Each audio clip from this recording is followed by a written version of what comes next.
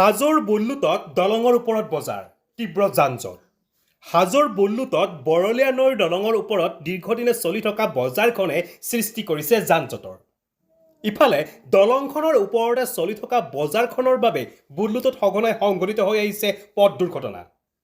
নিত্যও সদাব্যস্ত পথটোৰে হাজো নলবাৰীলৈ যান-বাহন চলাচল কৰে।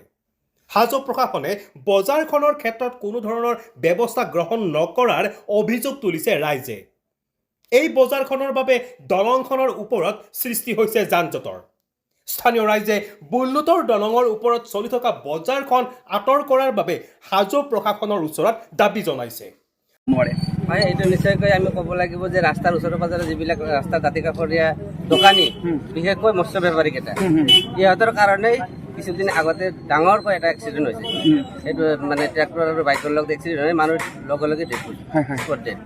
এই বেপাৰীবিলাকৰ কাৰণে পদপথৰ ওপৰতে পদপথৰ ওপৰতে যিটো চৰকাৰী ৰুল আছে, ৰাস্তাৰ পৰা যিমানখিনি ডিষ্টেঞ্চত সিহঁতে দোকান পোহাৰ পাতিব লাগে, সিমানখিনি ডিষ্টেঞ্চত সিহঁতে দোকান পোহাৰ নাপাতি প্ৰপাৰ ৰাস্তাৰ ওপৰতে সিহঁতে দোকান পাতে, যাৰ কাৰণে ৰাস্তাটো পদপথৰ ওপৰতো পাতিছে, কিন্তু দলং এখনৰ ওপৰতে সম্পূৰ্ণ দলঙৰ এটা অংশ দখল কৰি লৈছে। হয়, সেইটোতো আপোনালোকৰ ওপৰত ফেষ্টিভেল সিহঁতে স্বীকাৰে কাঢ়িলে, সিহঁতে নিজে স্বীকাৰ কৰিছে। আৰু সিহঁতৰ যিবিলাক মাছ বেপাৰ, সিহঁতে মাছ বেপাৰ কৰি খোৱাৰ কাৰণে সিহঁতৰ পাৰ্মানেণ্ট এটা মাৰ্কেট আছে।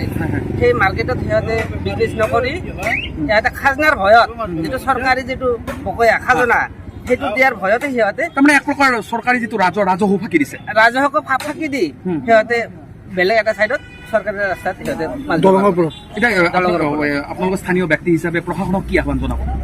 এইটোতো বিশেষকৈ প্ৰশাসনে মানে প্ৰথম উত্তৰতা হৈছে হিচাপে এটা কাম কৰিব লাগিব। প্ৰশাসনে ইয়াত উচ্ছেদ নকৰিলে ইয়াত উচ্ছেদ কৰিব লগা কোনো নাই আচলতে আমি দেখা পাইছোঁ। আৰু ইহঁতৰ লগে লগে আন এটা আমাৰ যান-জঁটৰ আৰু এটা মূল এটা কাৰণ আছে, যিটো এই আমি ফিল্ড বুলি কওঁ, ই ৰিক্সাৰ কোনো এটা পাৰ্মানেণ্ট ষ্টেণ্ড নাই। সিহঁতো ডাঙৰ এটা মানুহ উঠাই ততে ৰখে, তাতে কিবা কাৰণে কৰে। সিহঁতৰ কাৰণে যান-জঁটৰ মেইন এটা আজি অসুবিধা এটাই অসুবিধা আমাৰ যিটো ৰাস্তা, এইটো দলং এইটো বৰলীয়া দলং, নদীৰ ওপৰত দলং যিটো, এই দলংটো মাছৰ বজাৰ, চব্জিৰ বজাৰ বহাই কিনে এনেকুৱা এটা বিশৃংখলা সৃষ্টি হয়। পথৰ ওপৰতে, ৰাস্তাৰ ওপৰত দুটা চাইডত বাইক ৰাখে, গাড়ী ৰাখিলে আমাৰ মানুহ চলিব পৰা নহয় অৱস্থা নহয়। সেইকাৰণে চৰকাৰক এটাই অনুৰোধ জনাইছোঁ যাতে জাগাখিনি অতি সোনকালে চাফা কৰি দিয়ে। বিভাগীয়ভাৱে আগতে কিবা পদক্ষেপ লৈছিলে? পদক্ষেপ লৈছিলে, এবাৰ আহিছিলে আমাৰ হাজো চাইকেল অফিচাৰো আহিছিলে, আপোনাৰ অফিচাৰো আহিছিলে, আহি ক'লে আকৌ ভাঙি দিলে, আকৌ বহিলে। তেওঁলোক কথা নুশুনে, কথা নুশুনে। কিন্তু পদপথৰ ওপৰতে আমি দেখা পাইছোঁ বিভিন্ন ব্যৱসায় আৰম্ভ কৰিছে, পথটো বন্ধ হৈ পৰিছে। পথটো বন্ধ হৈ পৰে। বজাৰ এখন আছে, বজাৰ এখন আছে, তাতে মাছ বজাৰ আছে। মাছ বজাৰত যাব নোখোজে মাছ বজাৰত মানুহবোৰ। তাতে ইমান ধুনীয়া বজাৰ এখন বনাই দিছে নিজৰ মাটিত, তাতে যাব লাগে মানুহবিলাক, তাতে নাযায়।